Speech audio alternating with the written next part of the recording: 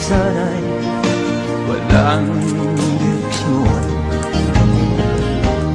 Tila kay lupit-lupit itong panahon.